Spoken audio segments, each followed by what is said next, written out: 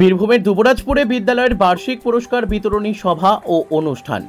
বীরভূম জেলার দুবরাজপুর শ্রী শ্রী সারদা বিদ্যাপীঠের পারিতোষিক ও বৃত্তি প্রদান করা হলো বিদ্যালয় প্রাঙ্গণে। বিদ্যাপীঠের প্রাণপুরুষ স্বামী ভূপানন্দ মহারাজের 120তম জন্মবার্ষিকী উপলক্ষে এই আয়োজন।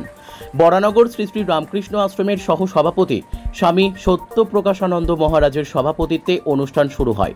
তিনি ছাড়াও উপস্থিত ছিলেন বিদ্যাপীঠের পরিচালন সমিতির সম্পাদক তথা দুবরাজপুর শ্রী শ্রী রামকৃষ্ণ আশ্রমের শীর্ষ সেবক স্বামী সত্য শিবানন্দ মহারাজ, বিদ্যাপীঠের প্রধান শিক্ষক শুভাশিস চট্টরাজ, বিদ্যালয় পরিচালন সমিতির সভাপতি মানিক ব্যানার্জি, দুবরাজপুর সমষ্টি উন্নয়ন আধিকারিক রাজা আদক, নয়া প্রজন্ম পত্রিকার সম্পাদিকা অঞ্জলি সরকার, বাতিকার উচ্চ বিদ্যালয় প্রধান শিক্ষক সুকান্ত আওন, বিদ্যাপীঠের শিক্ষক শিক্ষিকা, অভিভাবক অভিভাবিকা ও ছাত্রবৃন্দ প্রমুখ।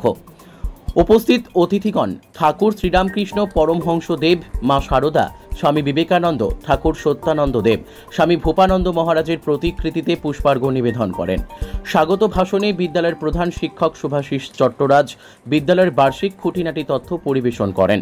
বিদ্যালয়ের সম্পাদক স্বামী সত্য শিবানন্দ মহারাজ ছাত্রদের নিয়মানুবর্তিতা ও পরিশ্রমী হয়ে নিজের ও বিদ্যালয়ের শ্রীবৃদ্ধির কথা বলেন।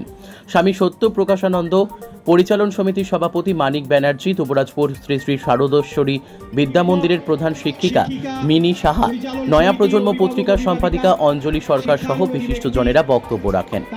2023 থেকে 24 শিক্ষাবর্ষের বার্ষিক পুরস্কার তুলে দেন উপস্থিত অতিথিবৃন্দ।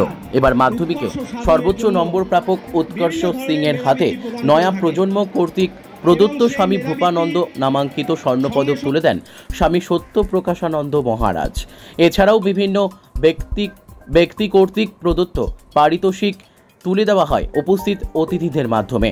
কথায়, কবিতায়, সঙ্গীতে অনুষ্ঠানটি প্রাঞ্জল হয়ে ওঠে। সমগ্র অনুষ্ঠানটি সঞ্চালনা করেন বিদ্যাপীঠের সহকারী শিক্ষক রামকৃষ্ণ রায়। বীরভূমের দুবরাজপুর থেকে সন্তোষ পাল ও সফিউল আলমের রিপোর্ট, এস নিউজ বাংলা।